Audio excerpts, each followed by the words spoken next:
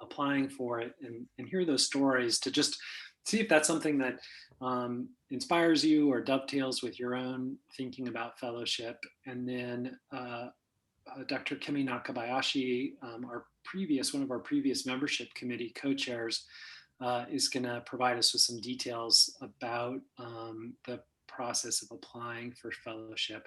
That'll take us up to right around 6:30, 6:35, something like that, and then and then at that point, we will just stay on and sort of take questions. You're also welcome to use the chat function and put questions in there, and we can answer those as we go along. So this evening's session is really co-hosted by the membership committee, and then by our newly formed Council for International Medical Graduates.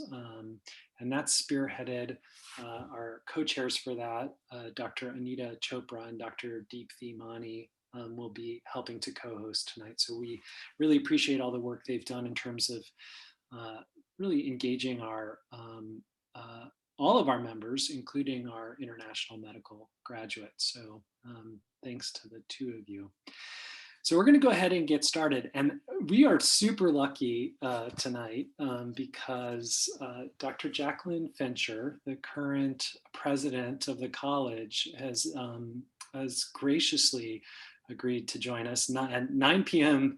Georgia time to share a little bit about her own kind of view of the college, her own view of what fellowship means, maybe a little bit about her story. So thank you so much, Dr. Fincher. She, before this, I know that she works in primary care internal medicine in Georgia. That's really been your career, if I remember correctly from the stories. Definitely. And sort of all aspects of navigating primary care, including right now trying to recruit additional colleagues to join the practice. She was also a prior governor for the Georgia chapter. And as I mentioned, has had a long record of service to the college and has served as our governor during this tumultuous and challenging, but also like a year of discovering new things like Zoom sessions. So without further ado, I'll turn it over to you, Jacqueline. Thanks again. I really, from the bottom of my heart, appreciate you joining us tonight. Well, thank you. And it really is my honor and privilege to be here as your president of the American College of Physicians. And thank you, Matt, so much for inviting me to speak with your members tonight. You know, this really is such a great opportunity using Zoom to bring all of you here to learn a little bit more about fellowship in the college. Becoming a fellow really allows you to more personally engage in the work of the ACP at the state and national level, and really can tremendously impact your internal medicine career. And it certainly has mine.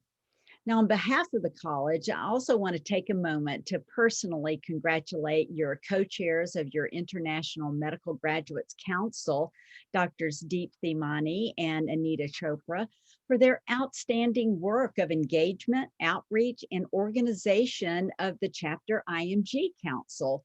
My understanding is that you have truly brought new life and energy into the council, and that has just recently been awarded one of the top national awards that are given to any chapter, and that is the Tooker Evergreen Award. So congratulations on your terrific work, and I know you will continue to do great things. The Washington chapter, I can tell you, has a fabulous reputation throughout the national organization because they've always had fantastic governors and fantastic members that are very engaged with the college and very engaged with their patients and their state chapters. And so you're just doing great work in your chapter. And I know under your governor, Dr. Holland, you have continued that great legacy. So my road to fellowship in the college really began over 30 years ago now. I can't believe it. This summer makes 33 years in practice for me. And I went to my first Georgia chapter ACP meeting back in 1988. And I was one of only 3 practicing internists here in my small rural Georgia town with a 26-bed hospital and a 4-bed ICU. And so my ACP chapter really quickly became this very, I mean, a lifeline truly for me, and really became my professional home. And it's where I started connecting with other internists and medical subspecialists from all over the state. And I had gone to medical school in the state and had trained in the state. So some of these were colleagues that I had been with in school or training, but many others that had come into the state of Georgia. And they became my extended medical community where I could discuss issues around practice, and practice issues are always of significant daily importance, as you will soon find out if you are not in practice already. But also an opportunity to talk over complicated patients, what people were doing, new workflow processes, how they were dealing with Medicare, how they were dealing with a certain insurance company in the state. It's also where I could receive the newest updates, obviously, in the field that I could take back the following Monday morning and use in my office. It is where I also first started understanding the role of physician advocacy, with updates on state and federal regulations and legislation that was in fact impacting my daily practice. And this really became my passion and how I got really involved in not only the ACP, but also involved with the Medical Association of Georgia, and then in terms of getting more involved at the national level with the college. So it was where that my chapter in taking on some opportunities to be more involved in things that the chapter was doing became something important to me, because they were doing things that were important to my practice and important to me as a physician. So our meeting was always such a great meeting every year that would go over 3 days. And I just kept showing up year after year and being part of the chapter. And, if you keep showing up, and if you got a big mouth like me, you keep speaking up, they start putting you in charge of stuff. So that's kind of how it began. And in our chapter leadership, I would say in the first, 5 to 7 years that I had been a member, the governor then had started talking a lot about, we need to get more people to apply for fellowship that absolutely had the credentials to do so. But honestly, like many women, I honestly didn't feel good enough or smart enough, or I hadn't done enough to merit fellowship. And then this one year kind of came, and the chapter was making the big push for potential new fellows to apply, much like y'all are doing tonight. And my biggest obstacle was none of the physicians in my little town were involved in the ACP, and none of them were fellows. And so I kind of stood up, kind of shyly, if you can believe that, and asked, how could I find someone to nominate me? Because nobody in my town was was involved in the ACP, much less a fellow. And so 2 of my colleagues there in the room, who had known me for like the past 5 years through our annual meetings, just immediately raised their hands and were like, we'll write your nominations. Well, that turned out to be all I needed, because I had already done plenty, been on committees at the hospital, been on community events, started a cancer support group, was involved with the American Heart Association, was, doing community things, obviously doing all my CME, but also being involved in leadership just here in my little burg out here in rural Georgia. And so in some of the work I had gotten involved in the chapter, had made me known to other people, and I began to know other people. And that was what was just so great, is really getting to know other internal medicine physicians in the state, and where I really started meeting some outstanding colleagues that really became mentors to me. Many of them went on to become state leaders and national leaders. In fact, during the time that I've been involved in the ACP, Bob Copeland was my governor at the time I joined. He became a chair of the Board of Regents. Sandy Freihofer was one of my friends over several years in our Georgia chapter. She became the youngest president of the ACP. And then 10 years later, Joe Stubbs, who became a governor, became the ACP president nationally. So it was an opportunity to meet with just some of the most outstanding people and colleagues and internists that I've ever known. And they were just right in my backyard in the ACP chapter. And working with them and them getting to know me got me more engaged in the chapter. And by becoming a fellow, then I could take on some more leadership roles. And when we had, right after I became a fellow, one of my residency attendings had gotten more involved in the ACP, and she became the first woman governor for the Georgia chapter. She also later on became a national ACP DeForge Award winner for teaching, and was the first woman to ever receive the American Medical Association Flexner Award.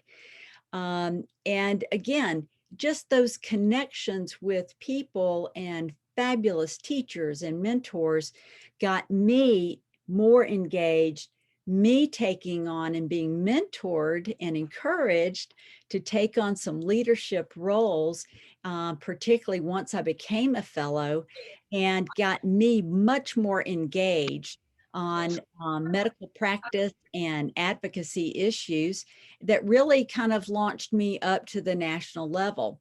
And so it was such an important time where these people really became my cheerleaders, my leadership role models, and they are the ones who promoted and amplified my efforts. And so that kind of over time turned out to be me becoming the second woman governor for the Georgia chapter.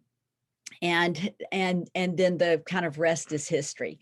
So I will tell you just in closing that becoming a fellow in the college really allows you to lean into your career as an internist and into the college, where, in my strong opinion, you become a better internist.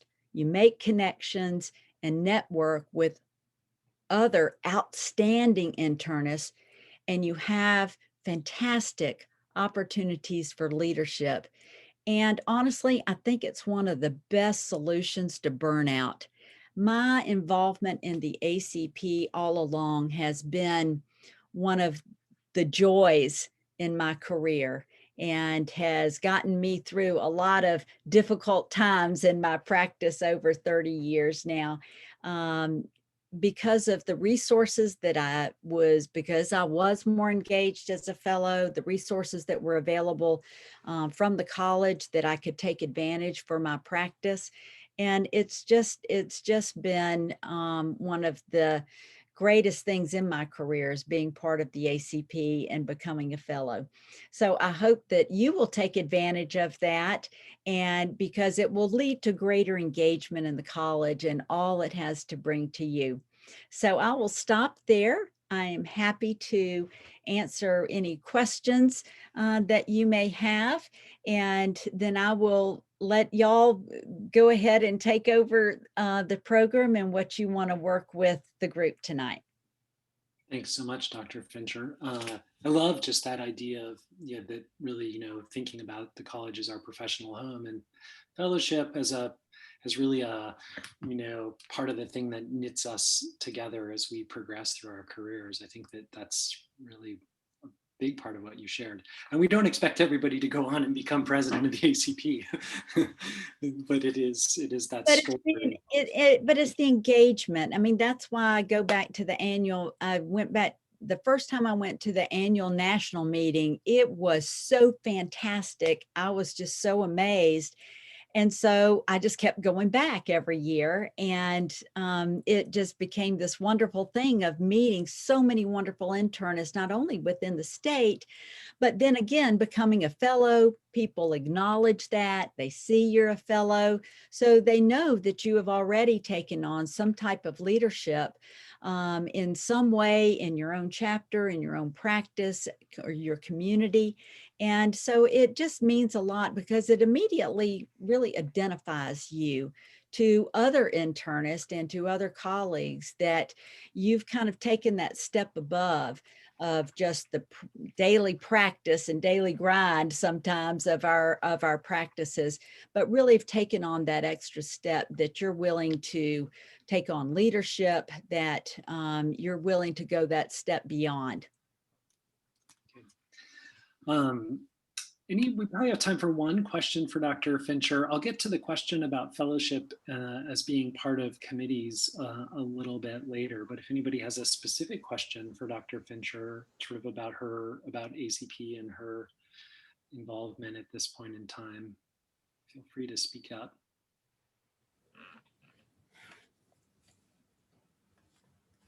Some people join late, Matt. So Dr. Fincher is joining us from her office practice in rural Georgia.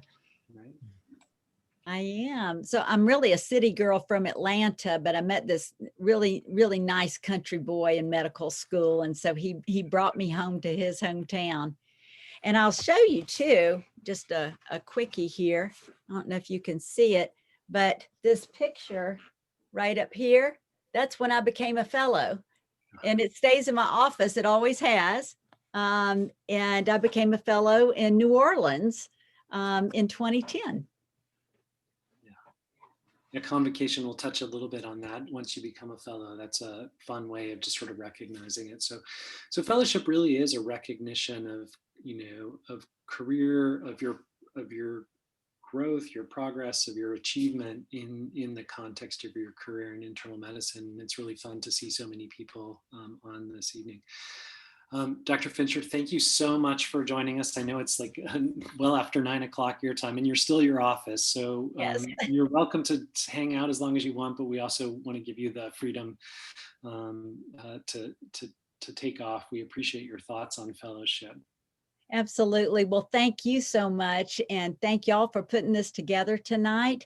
And I wish you great success. And Matt, I'm sure that I will see you on another Zoom meeting soon enough. All right. Have a good night. Good night, y'all. Okay. I'm going to turn it over now. Thanks again, Jacqueline. I'm going to turn it over now to Dr. Mahani and Dr. Chopra. We're going to hear a couple more stories from Washingtonians just about kind of what fellowships meant to them over the next 10 minutes or so. And then we're going to hear from Dr. Nakabayashi just a little bit more about the details of advancing to fellowship. You guys can continue to put questions in the chat. And we will also stay on and just have conversation with you all as we go forward.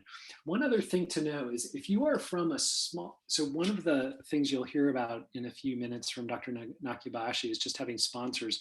If you are from a smaller community, we, at the end of this evening, I have our list of current fellows up in Washington State, and I can connect you with sponsors in your community if you're not if you're from, as Dr.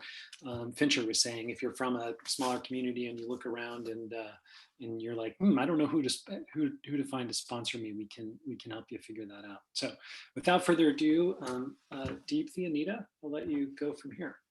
Hello, everyone. It was great to hear from Dr. Fincher and from you too, Matt. So let's hear the perspectives about the FACP process from two of our colleagues here in Washington. First, we have Dr. Elisik, Dr. Lisik is a clinical professor at UW. She's a hospitalist at Providence Sacred Heart Medical Center in Spokane. She's also the Associate Director of Medical Research at Providence. And she's a recently joined Executive Council member of ACP. So we would love to hear from you, Dr. Lisik, regarding your perspectives on FACP. Thank you. Thank you, Deepthi. Thank you. So Deepthi and I have a good luck to be working for many years, or know each other for many years. So I come from Yugoslavia, and my first introduction to fellowship was with my attending from gastroenterology. He had this FACP by his name. So I asked him, so what is that? What does that stand for? And he told me, oh, since I was a little kid, I wanted to have the FACP. It's one of my life missions. It's a fellow American College of Physicians. And I thought, oh my God, that sounds so accomplished. I would never even be close to that. So anyhow, for years, because I'm a hospitalist, Society of Hospital Medicine was more or less my professional home. But about 2 years ago, I realized that it is really important to stand in today's world. It's very important for us to stand as an internist. We strive for perfection. We always look for answers, and I think besides narrower professional societies, I should be part of internist. And never, it was more obvious that strive for perfection and excellence and hard work is very important for all of us than last 12 months. So my group was, we had very good luck to be part of the special pathogen units for Region 10, which is Washington, Montana, and we were second open site for remdesivir trials in NIDA. And my whole hospitalist group became very engaged, not just in clinical practice, but also in research and referrals, and trying to find the best way to treat these patients. So I was supposed to be invocated to fellowship last year when on a conference that was canceled because of COVID. So hopefully this year will be, or maybe next year we'll have better luck. So we are pushing now for all members of my group, which is the hospitalist group, including the foreign medical graduates, to strive for excellence and join fellowship of American College of Physicians. Thank you so much, Dr. Lisik, for sharing your thoughts. And next we have Dr. Gary Forbes. He's an internal medicine physician from Port Townsend and co-chair of our membership committee. And he will speak with us on what fellowship means to him. Gary. Hi, thanks for hosting. Thank you all for being here, and happy Doctor's Day, everyone. I feel I'm a musician as well as a physician, and I feel like you got the opening act last. So I have a few thoughts here. The thing I was supposed to talk about is why fellowship, and I hope a lot of those questions have been answered. I'm not a salesman. I have no talent for that, but I thought that the points made thus far actually mirror a lot of my own. I am in a small community with a critical access hospital. I've been here over 20 years. I've worked doing a full service practice. Then I started the hospitalist program here, and now I'm back as an ambulist. And so kind of been through the gamut. And my situation, with the exception all of Dr. Fincher's accomplishments, seems fairly similar. I became a fellow at a time when there were no other fellows in our community, so I had to speak to some folks outside the community, which is, I think, one of the things that drives me the most and also encourages me to encourage you to apply. And I just had a couple of statements here that I'd like to read, that fellowship is more than a title. Though it's a marker of distinction, it's a recognition of excellence in the practice of medicine, as well as one's contributions to the larger community. It reflects a mutual commitment between us physicians and the ACP. The college commits to supporting our professional advancement and personal growth, and fellows through continued presence and participation commit to strengthening and ensuring the stability of the college. I think about all the many educational opportunities that have been made available to me through the college, including our fabulous annual meetings, the amazing national meetings, and I became a fellow in 2009 in Philadelphia, back to the home there, and it was really quite a moving experience for me.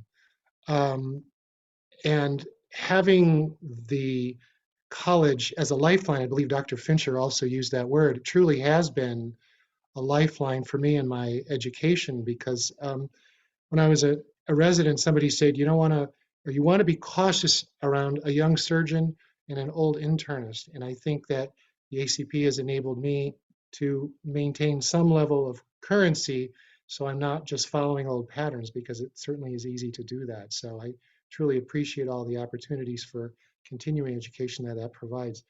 But more to the point, beyond those opportunities and resources for career advancement, community service, recognition of professional achievement, there's personal growth. I've been involved in different ways in the fellowship, or in the community here, in my organization in town, also with the state chapter, and we're always looking for people who want to be part of membership, but that's another story. I've been able to do some advocacy work both in Olympia and also attended the National Leadership Conference in DC. I can tell you the college is seen as a respected and nonpartisan source of information for our legislators, and will continue to do so.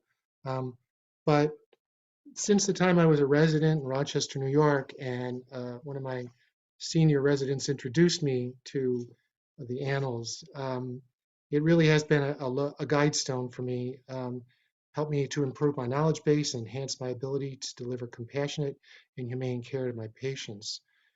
The ability to act as a trusted confidant and real human presence in practice reflects my emulation of the many outstanding clinicians I've met in our state chapter. While engaging with other members in my medical group, serving as a council member, participating in national meetings and advocacy events, I'm surrounded by peers for whom I have boundless respect. Through this organization, I can contribute to the health of my patients, my practice, and my community. Through the eyes of my peers, I can see the physician I aspire to be. And that confidence in my worth as a physician is the reason that I became a fellow. So I encourage you all to consider this. And again, as Matt says, if people need references, we are out there and would love to meet you anytime. So thank you for your time. Thank you, Gary, so much for your personal story. So we'll transition to the next segment. We have Dr. Kimi Nakabayashi here. She is the previous chair of the membership committee, and an avid supporter of many of our ACP programs. She won the Chapter Service Award, and in fact, the Chapter Service Award is now named after her, thanks to all her service for the Washington ACP chapter. And I can't think of anyone better than Kimi to guide us through the ACP application process. Thank you.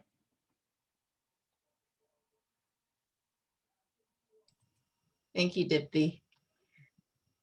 I'm going to share my screen.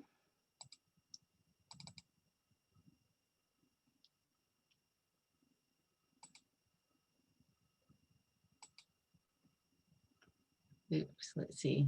Sorry. Let me start again.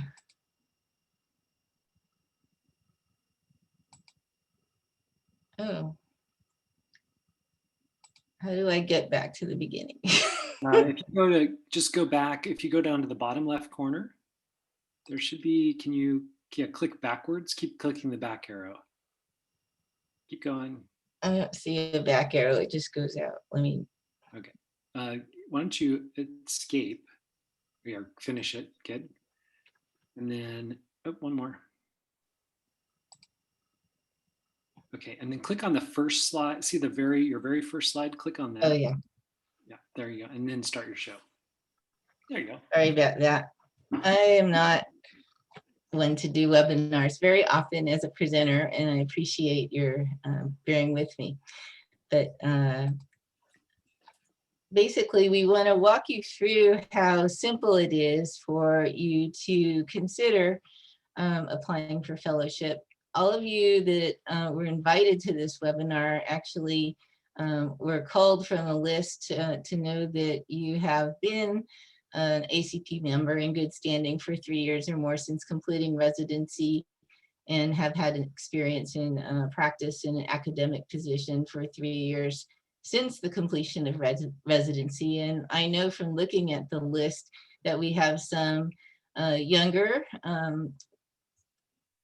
members from our chapter, as well as some members who've been in practice for decades that are eligible for fellowship. So I really hope that this will be the beginning of trying to generate more interest in applying for fellowship. The one thing is that your dues for the current membership year must be fully paid prior to the election taking place. And this is rather timely because ACP is soliciting their renewals right now. And in fact, I just, preparing for this program, renewed my membership yesterday, because if you renew before March 31st, they say that you're going to be in a drawing for a FACP 19 digital. So maybe while you have it in mind, you might want to go to your log into your account and renew your membership. The membership cycle actually starts from July 1st and goes through June 30th. And so that's just one of the requirements, is to make sure your membership is current. Most of you have your professional activity in internal medicine. It can also be a combined internal medicine specialty like med peds or med psych, subspecialties of internal medicine, as well as neurology. Also an active medical license, and then professional development and scholarly activities, although this includes continuing medical education as either a student or a teacher. And coming from Washington chapter, we have the 50 hours per year requirement of CME, so I assume that that's an easy one to fulfill. Teaching is listed, hospital committee work or other committee work, but also volunteer and community service. And so, you know, during the pandemic, there's been opportunities to volunteer for COVID vaccine administration and other things. So that should not be an obstacle either. And then probably the last bullet is really what we're talking about. We're holding this webinar and encouraging you because we don't want the sponsor forms to be an obstacle. And there's plenty of us here to support you in your application for fellowship. Almost all of the council members for our chapter are fellows, and we have strived to have geographic representation from all parts of the state. And so MACP are the masters. There are not as many, but there are quite a few of us that have fellowship in ACP already. Besides Matt helping specific areas, you can also go to the ACP website, the membership directory, and you can sort by your city or your cities around you and see if those members have a fellowship or mastership designation. So the sponsor letters are actually probably the easiest thing for you to get, and we encourage you to not let that be an obstacle.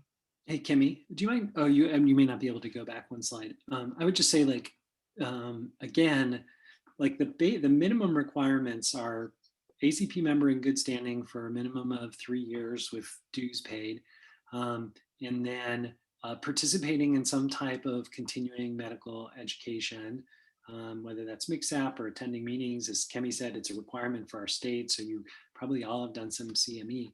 And then really whatever kind of community engagement, you know, whether that's hospital committees, or you're doing some community volunteering or teaching, you know, or in some way doing, you know, some additional professionalism sort of thing. And that's really, that's it. There's sort of these other pieces that can be added that Kemi's going to touch on, but those sit at the heart of fellowship. And I feel like the vast majority of physicians do that. I have on occasion reviewed applications in which someone, typically a younger physician who's trying to, who really desires to be FACP, but maybe hasn't had that leadership position in their clinic yet, hasn't, maybe hasn't had much in the way of volunteer work, who, or teaching, who maybe doesn't seem ready for fellowship. But the vast majority of people, physicians in our state that are members in good standing are certainly, ready to advance. Go ahead, Kimmy. So yes, a lot of the information on this slide is somewhat redundant, but board certification, continuing education can include the mix app from the ACP product. And then the membership in ACP is the beginning of your active participation, membership for more than 5 years. And then we, of course, encourage you to attend chapter meetings, national meetings. And we do have opportunities for abstract competition judging and other types of participation within our chapter. Publications aren't a requirement, but certainly if you've done that, that would be relevant to add. And as Matt mentioned, leadership. And that could be at your clinic level, your hospital level, things that we may not be aware of that you do within your community, and other things in leadership across ACP will come in the future. So this is your CV, and the part of the application process for fellowship has a way to generate a CV that self-populates your ACP activities. So those are part of what should be on the CV to apply for fellowship, as well as the standard things that you would normally put on your CV, including what you do in your clinical practice or institution, committee work, and community service. Here's a slide about a few things that might be challenges, and Matt mentioned some, of course, too. I think a lot of this is perhaps somebody early on in their career that hasn't had opportunities as yet. And we don't want the inability to get a sponsor to be a challenge. Unusual internal medicine practice situation, I would say that might even be somebody in a rural practice setting where people don't know them. And I have to admit that I trained through University of Washington, and in my clinic, I didn't have other fellows to ask for sponsorship, but Doug Powell was my sponsor, and another colleague from my residency program who remembered me from residency training was my other sponsor. And just as an aside, the governor, the current governor of the chapter cannot be your sponsor because the governor is part of the review committee. So these are just a few pieces of information about the nitty gritty. And oops, sorry. I didn't mean to click. If I go back. The application has a $150 fee, and I was going to put in the chat the actual web page on the ACP site to where you can go for that. And I don't want to click, otherwise I'll do that. But I'll put it in the chat when I'm done. So the timeline for application, this is actually a great time to start thinking about applying, because there are elections that are July, September, November, January, and March. And if you can get your application through the summer or the fall, then when the internal medicine meeting 2022 is supposed to be held in Chicago, hopefully live, then you would have potentially the opportunity to participate in the fellowship convocation, which I think is really a valuable and tumultuous experience. So I don't know that there are very many applications that need to be reviewed at the credential committee level twice a year, but certainly if that's the case, if you're applying through the summer and fall, there is that November meeting. And then this is what I was alluding to. The application is reviewed by ACP staff, your ACP governor, and the ACP Credentials Committee. So once you get your ACP designation, receive confirmation of your election and your dues are fully paid, you may use the FACP designation as long as you remain a member of the college. So, the ACP has an email. If you have general questions, that would go to the national membership office, but certainly we can field questions locally by email as well. So I think what I was gonna do, oh, you put it in the chat already. Okay. I beat you. Yeah. I had it ready to go, but so and that was my presentation. I just want to say that, you know, being part of this Washington chapter has been really a great experience for me. So I think there is a lot of burden. I was doing primary care and telemedicine for 30 years. And I think that having the collegiality of the professional home is really so important. And it's really been helped me through all these years to meet all the people across the state through ACP. And so I thank you for the opportunity to be on the executive council and your membership chair over the years. It's really been a fantastic way for me to meet so many people. Thank you so much, Kemi. So just a reminder to the audience, this is an interactive session and we welcome any questions. If you have any questions, please feel free to put them in the chat, or we could even unmute you and you could ask your questions. Yeah, I think you can even unmute yourselves because this is not like the webinar one. So is that your whole? Don't talk to me tonight. So yeah, Sandeep. Thanks, Matt. Thank you, actually, to all the speakers. I think, midway through, I opened up my profile and started looking through. I will confess that I've started the application about 2 or 3 times, and I got as far credits to Dr. Mani, who I've had a chance to work with over the years, and so she's always nudged me, and she's the reason why I'm here.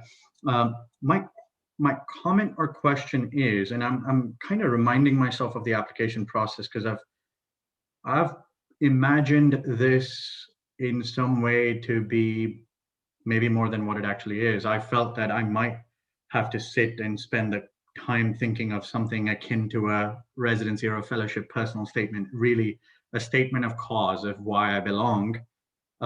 And I am hearing, as well as I remind myself of the actual application process and look at what's required, seems like it's not as burdensome. So I see thumbs up. So it's been a learning as well as a question, because not a plant. Yeah. Well, and I appreciate the rundown, because also learning who's reviewing, how the review process works makes it more accessible. So if I understand our state ACP governor and the team for Washington is probably more directly responsible for the assessment of my candidature. Would that be accurate?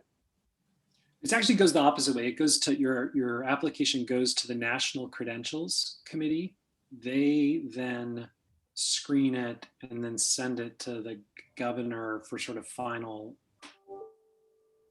comment, basically, and then they incorporate the governor's comment into that. Um, so so that's sort of the workflow. It is ultimately up to the National Credentials Committee, but they give due consideration to the governor. And you're exactly right. I would just, as Kemi highlighted for us, it is no statement of purpose. For those of you who've been in practice for 10 or 15 or 20 years and have done your done your service on a leading your helping lead some part of your clinic or on a hospital committee or done some teaching, it's kind of a no-brainer. Got it. Thank you for that. And yeah, I feel enlightened and I feel glad that I stepped up. I texted Deepthi right now that by end of day or end of week, I'm going to have my application in. Good. So, and Deepthi will be one of your sponsors. Yes, of course. For 5 years now, she's told me she'd be more than happy to be a sponsor. But so 2021, hopefully it happens. Thank you. I think Anirudh has a question. Anirudh, please unmute yourself. Sure. So, hi, I'm Anirudh. I'm practicing in Kaiser Permanente Northgate Clinic here. And I was just wondering, like while soliciting a nominator for yourself, I would think, so if you reach out to a person who we think can nominate, who we have not met before, how would we approach, like would we ask them to meet us in person or talk over the phone, or how would we enable them to nominate us if indeed we are eligible for it?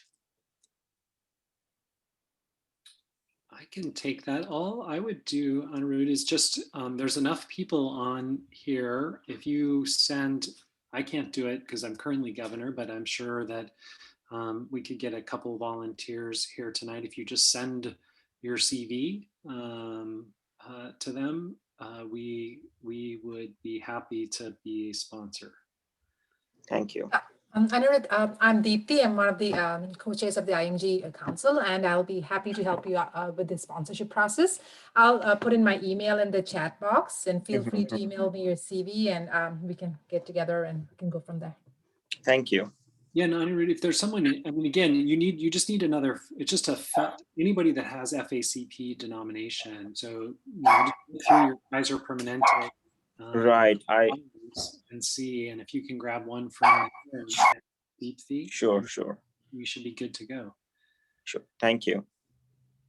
Yes, it would be ideal to have somebody that knows you in clinical practice, and then a second person from us that review the CV and get an idea of what you've done. Sure.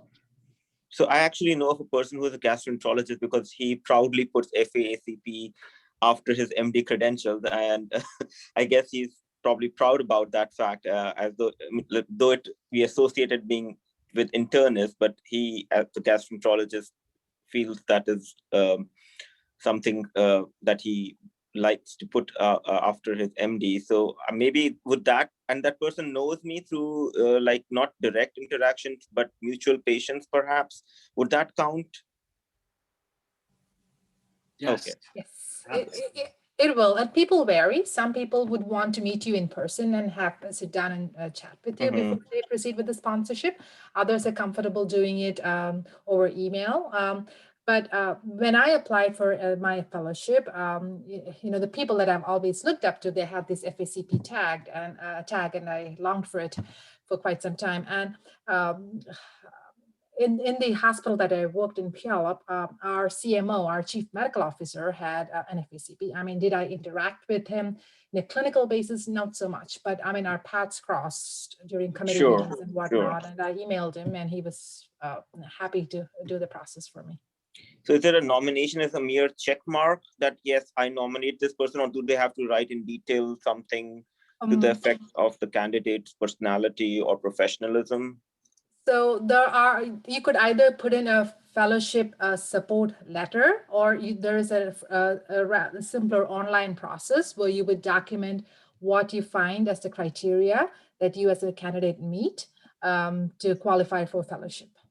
And people do it differently. I think one of my sponsors wrote a letter. The other did the online process when they just checked and put in some comments regarding what they thought was my qualifying criteria. Thank you so much.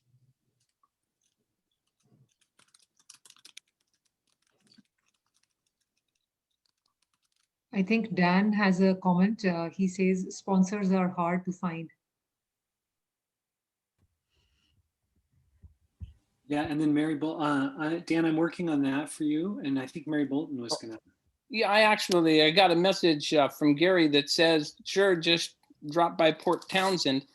Oh, you're welcome to come by, but we can also talk. Yeah, the issue is that, I'm here, I run 2 clinics, and it really requires my full-time dedication. I've been doing this for the last 10 years after I retired from the Navy. So it's been difficult for me to get out, to sit down and chat with folks. And to be honest, I'm kind of at the end of my career. I'm probably not going to practice for another 10 years. So my question is, how much effort do I want to put into this? I certainly have things I can contribute, but I don't, it's always been difficult getting the sponsorship piece.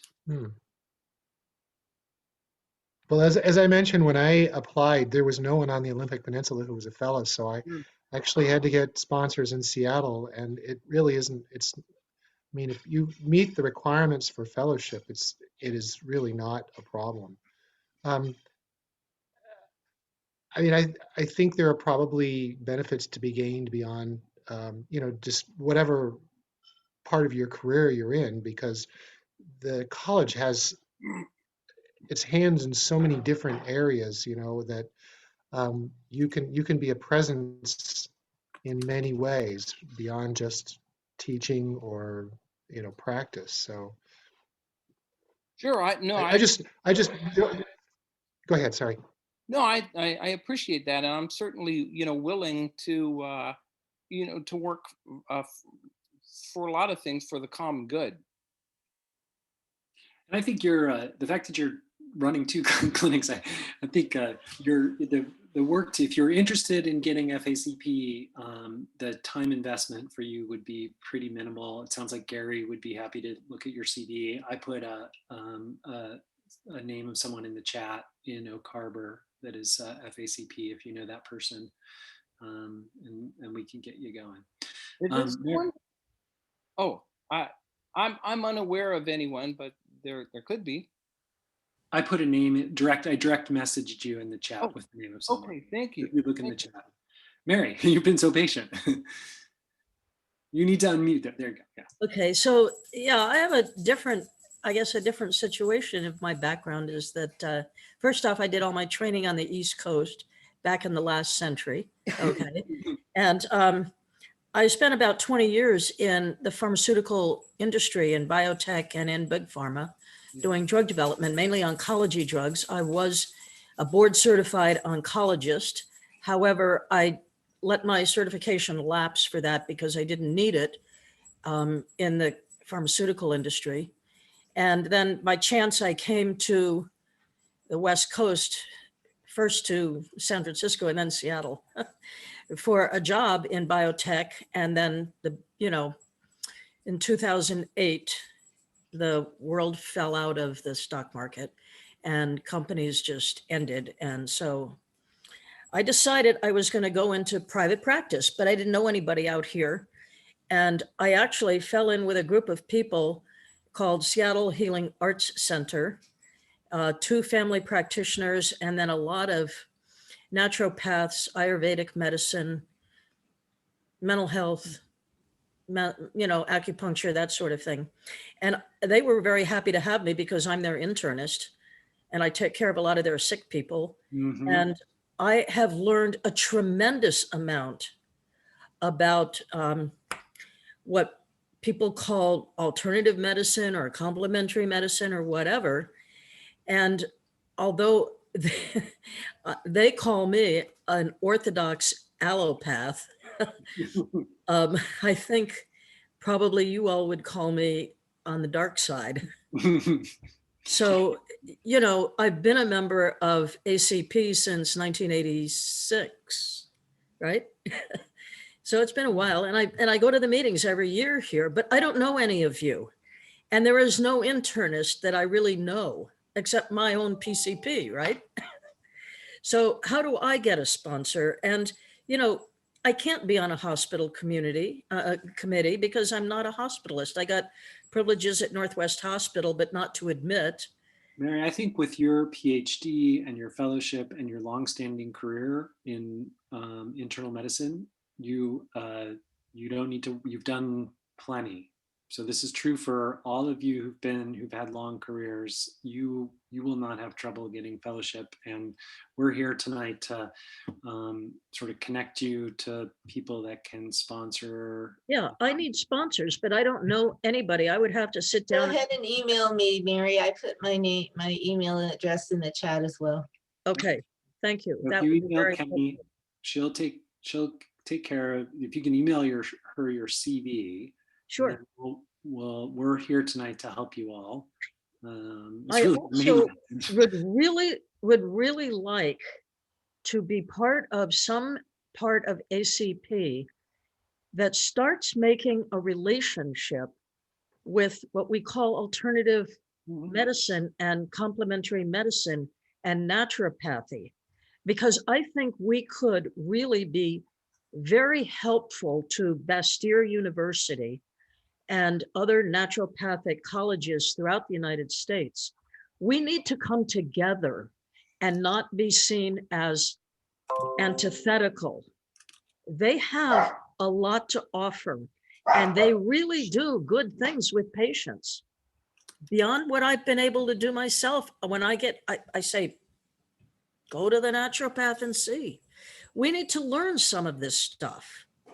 And even though it's not a phase 3, you know, 3 phase 3 studies that have been double-blinded, placebo-controlled, some of this stuff is very basic and works. Yeah. And I'd like to be part of a movement that would start looking into that. Thank you, Mary.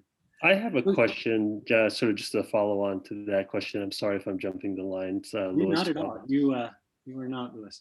Yeah. You know, I've been hospitalist, internist for 21 years. I think I've been at part of ACP for, I think, the entire time, actually, when I was in medical school. So when I was in residency. And sort of in my past, I've had, you know, leadership roles in pharmacy, you know, pharmacy therapeutic committee and in the hospital, a critical care committee in the hospital. But I haven't done much of that in the recent past. Is that going to be a detriment? Do I need to sort of get back into that part of the that application process to sort of be able to apply for fellowship? Kemi, do you want to take that one?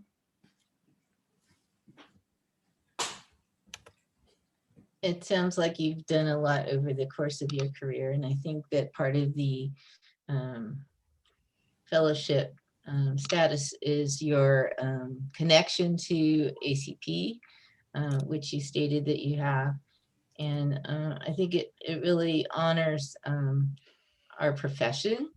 And so I would say that that shouldn't be a particular detriment. It's a cumulative. It's meant to, you know, again, these are cumulative efforts that that then reflect, you know, a person's professional career trajectory.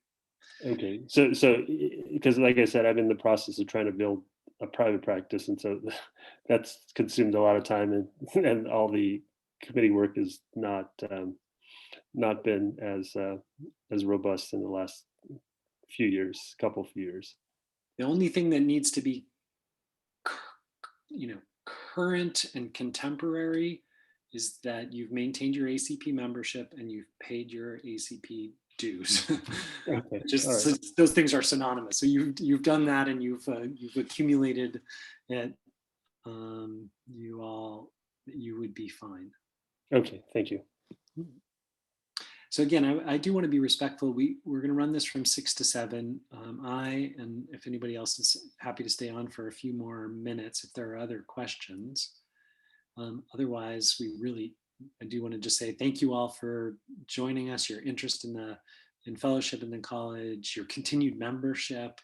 And we would also always welcome, we've put a lot of effort into sort of thinking about creating opportunity for folks to participate and be engaged through kind of restructuring of our committees and councils, which I've summarized in prior newsletters and will summarize again in upcoming newsletters. So if there are parts about being in, if you want to be more involved in the college, please don't hesitate to. I can't help you with fellowship sponsorship right now. I can when I'm done with governorship, but I can help connect you to our chapter in the college. So don't hesitate to reach out to me. Huge thanks to Dr. Mani and Dr. Chopra again for both their help in co-hosting tonight, but also they, as Dr. Fincher shared with us, it was really behind their work that our chapter won this Evergreen Award. So one more round of applause to them for the work they've done. And so again, I'll let, if anybody else is free to go, I'll stick around if you have any other questions, if anybody else wants to stay. And otherwise, we'll call it an evening. Thank you everyone for attending. I've put in my email address too. We don't really need to know each other. I'll be happy to help you out with the application process. Feel free to email me if you have questions or need help with the sponsorship. Thank you for organizing this. It was very nice, very helpful. I appreciate it very much. Thank you. You're welcome, Mary. Okay. Bye-bye. Good night. Bye-bye.